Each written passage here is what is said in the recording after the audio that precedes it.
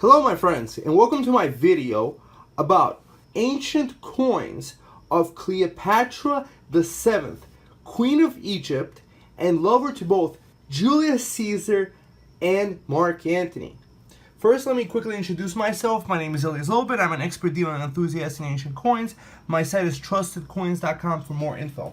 Now let's get started. Over here, you will find an amazing collection of ancient coins ranging from portrait to non-portrait coins of Cleopatra, coins of Julius Caesar, coins of Mark Antony with his first wife before Cleopatra, who he left for Cleopatra, his daughter Antonia, and the daughter of Cleopatra's name on the kingdom of Mauritania, Juba II. So let's just get started with the very beginning. So, some of the portrait coins that I already don't have would be some of this on the screen. So over here we have the silver denarius of Mark Antony and Cleopatra. It was struck in the autumn of 34 BC at the Mint of Alexandria in Egypt. What's interesting about this type is that it was a truly Roman type struck in Egypt for both of the Roman emperor and empress. Here's another type. Dual portrait of Cleopatra and Mark Antony from a provincial city of Chalcis ad Libanum. Very interesting types. So these I already don't have. I already sold them, but I wanted to still show them to you. This is probably the most desirable of the types that I have here, and it's already sold. But let's look on to this coin. This is a bronze coin of Cleopatra VII, which is Cleopatra, Queen of Egypt. What you would ask, why is it Cleopatra VII? There was a lot of other Cleopatras before her, and that was a very popular name. You'll see in the article linked below this video that if you click on just search for all Cleopatra coins, you'll be able to see some coins that are not of her, but her previous other people with her namesake named Cleopatra. But this is the one and only Queen of Egypt that became the lover to Julius Caesar and Mark Antony. It was actually Julius Caesar, which we could see featured in this portrait coin of Julius Caesar here, that put her into power using the Roman forces, and it was a match made in heaven for the two people that were very much into power. So this is the biggest bronze, at least best of my understanding, that the Cleopatra struck in Alexandria, Egypt for her. But now let's move on to this other coin. So this is a non-portrait coin, or it could be considered a portrait coin. You see this little counter mark on the very edge? You see this little circle?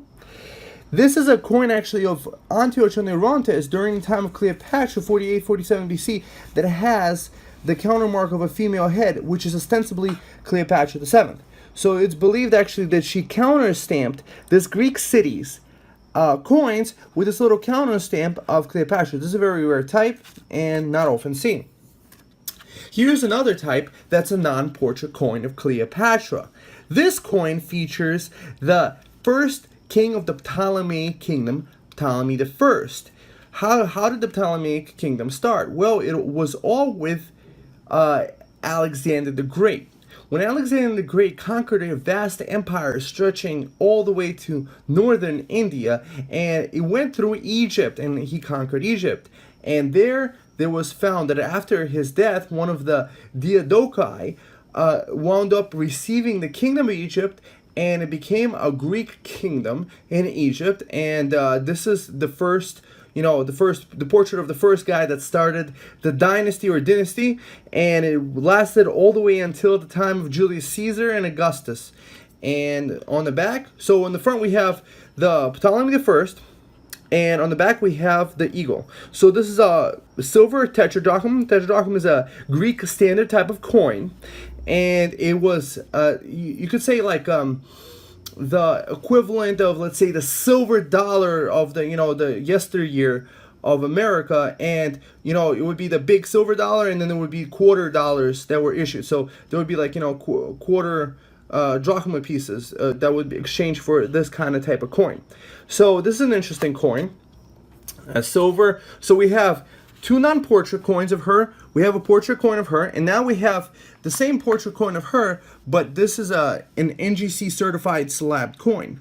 So this coin might actually be more beautiful, but both are a little bit worn. It's tough to find this coin in excellent condition because they just weren't struck too well in the first place.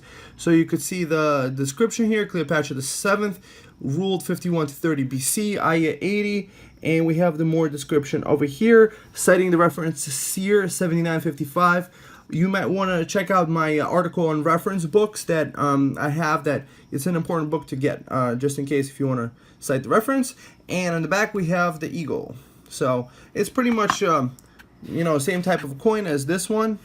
So it's very interesting to have this one. Some people like to get these NGC certified coins because it's a third-party authentication service that doesn't actually sell coins. People send it in to them for an impartial third-party opinion about the authenticity of the coin, and after an expert looked at it, they determined its authenticity, and that's why they put it in this slab and gave it a grade. Some people like these, and some people really enjoy the actual feel of the coin. So you can decide. But if somebody would crack the slab open, you would want to keep this little paper. Just that it was, certified before. And let me show you the half denomination of the above coin. So this is a slightly smaller bronze of the above. If you could actually tell that it was a little bit smaller, the reflection on the slab is a little bit tough. But you see, it's a smaller type of bronze. See? And it's an Aya 40 drachmae, and the other one is a Aya 80 drachmae. Okay, so we have that coin. So I have all these linked in the article below. All right, so now that we looked at the Cleopatra coins, we started with the two portrait coins up above that I already have sold, and like these. And now we move on to Julius Caesar. So there's actually a really good film with Cleopatra there. It's with Liz Taylor, a really old film. I forget the name of it, but it's a wonderful film. It shows the love story between the two. So this is a non-portrait coin of Julius Caesar, and it's with his military mint. And what's nice about this coin is it's in extremely sharp condition. I just had to show such a beautiful example of the coin. On the front, you have the goddess Venus. So, the goddess of love, the equivalent of Aphrodite of the Roman religion, of the Greek religion, Aphrodite. So we have Aphrodite in the front, and we have Aeneas walking, carrying his father Anchises and the Palladium. So what's interesting about this coin is that it actually heralds to the foundations of Rome from the city that was destroyed by the Greeks called Troy. Troy, the amazing city. They made a cool movie with Brad Pitt, regarding to Troy. And there the Palladium was actually turned into a little sword that was carried out of the city, but in regards to the symbology on coins, it's a palladium, which is a statue of Athena. So as Troy is burning, this guy carries his father out of the city, and they travel to Sicily and then on to Rome. And these guys were the founders of the lineage that Rome was founded by, and Julius Caesar connected himself to that lineage, and hence his patron deity was Venus. So very interesting to really think that the story of Helen of Troy, and kind of almost transfers the romanticism to who's the fairest of them all. The goddess Aphrodite gets the Paris's vote. And there's a whole the whole story of Troy, and we have this guy falling in love, and we have the patron deity of love. Can we see a beautiful romantic connection in this? Now let's actually show a portrait coin of Julius Caesar. This is a very interesting type. So what we actually have here is a lifetime issue from 44 BC. So we're talking about a coin struck for about a month. Of Julius Caesar with his portrait, and this might have been actually the straw that broke the camel's back. The conspirators may have held this type of coin in their hands and said, hey, Julius Caesar is styling himself after the dictators in the East. You know, the Greeks had the monarchies and the Romans had the republic. The republic was a form of government that where you didn't have kings. And having a portrait coin of a person that was alive was a big no-no. And it was only done by Eastern monarchies. So we have Julius Caesar portrait on the front, and guess who's on the back?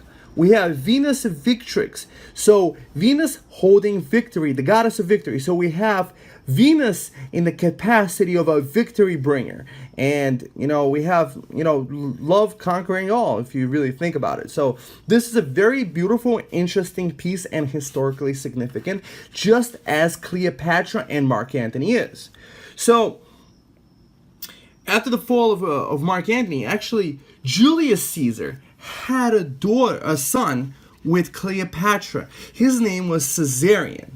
But what happened after Cleopatra and Mark Antony wind up committing suicide, the children were a rival to the power of Augustus. Octavian was going to be the ruler, and he was a nephew of Julius Caesar, who became his adopted son and claimed the name of Caesar, and he wound up actually having Caesarion killed in order to guarantee his own power, that this boy wouldn't grow up and challenge him, because he would be the rightful heir to possibly the Roman dictatorship that it became, or, you know, at least a republic in name only. So we have a portrait coin here of Mark Antony. So this way we know all the historical players of the thing. So we have a silver denarius from circa 33 BC, and it is his portrait. And on the back is the mint master's name. So you could read all this information on my tag here. So, and the article linked to below. So this coin is kind of interesting too, because it's a dual portrait type of Mark Antony and Octavian Augustus. Okay, so here's the deal. Julius Caesar dies. There's a grab for power. Octavian, he wasn't named Augustus yet. He didn't become Augustus until 27 BC, the official start of the Roman Empire. And so he leaves his studies, goes back to Rome to claim his inheritance from Julius Caesar and his name. He wound up actually minting coins with a dual portrait, and a lot of other rulers, such as Mark Antony, wound up minting coins depicting also Julius Caesar, them with Julius Caesar, to take the political power that Julius Caesar still had due to his popularity. So this guy goes back to Rome, and him, Mark Antony, and this third guy named Lepidus, they have this thing called the triumvirate, the second triumvirate. So three guys split up the Roman Empire. We have the Octavian Augustus ruling Rome. We have Mark Antony in the east ruling Egypt and those territories. And we have Lepidus where Sicily area is. And so they had a rulership. But to cement their rulership, Augustus gave his sister Octavia, Octavia, to marry Mark Antony. So we have a dual portrait coin of Mark Antony and Octavia, sister of Augustus here.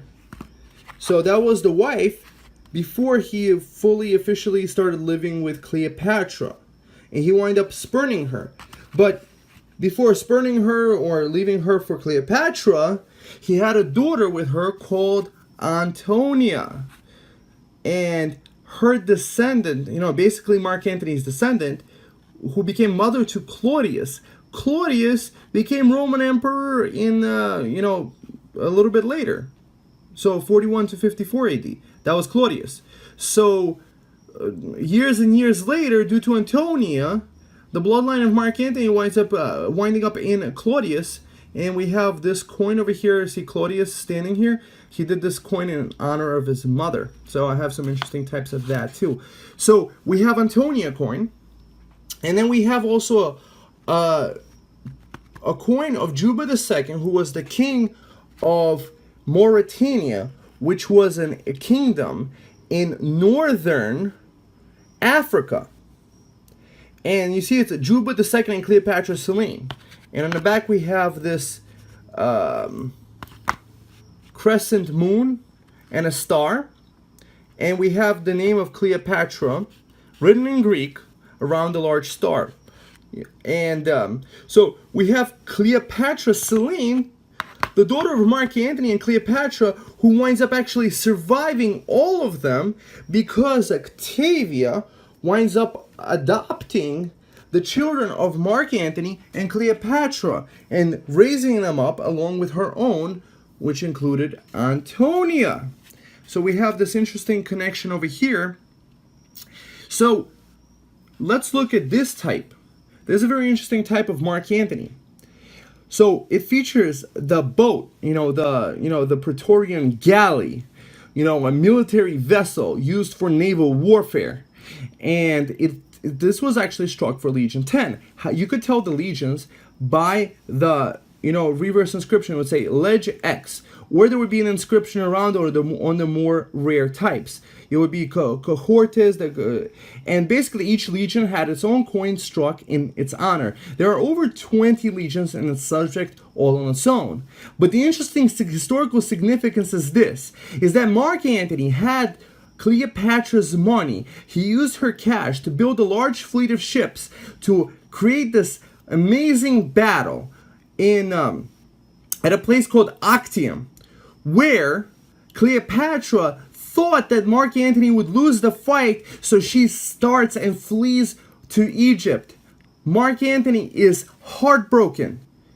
He could not fight. He could not bear to leave his love and have his love flee from him and be there. So he wound up actually leaving his fantastic fleet behind. That wound up actually getting destroyed by Octavian Augustus's general's fleet named Agrippa, Marcus Vipsanius Agrippa, who also has a lineage to the Roman later emperors.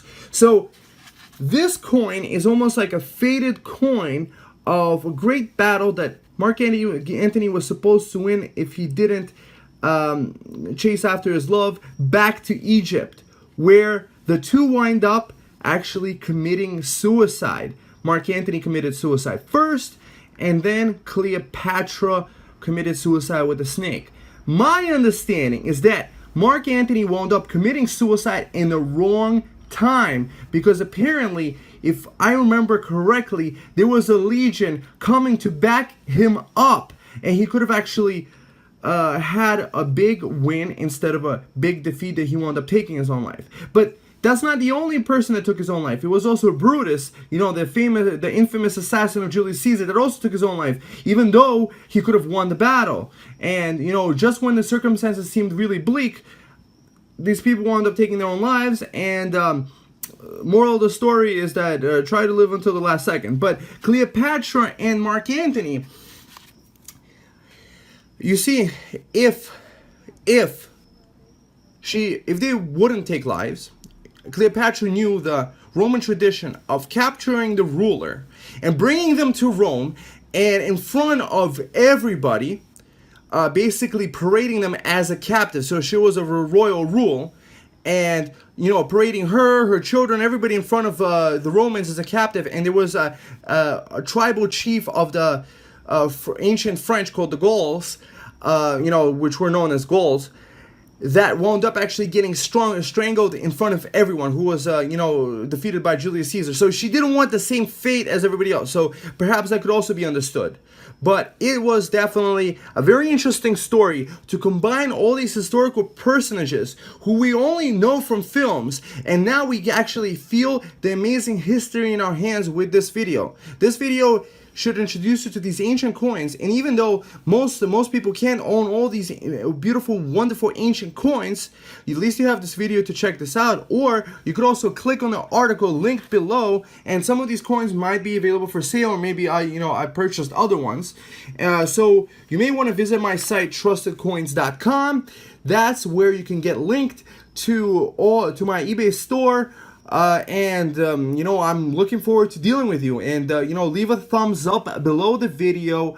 You know, like, subscribe to the channel, do all the good stuff, and I'm looking forward to dealing with you soon. Goodbye, my friends.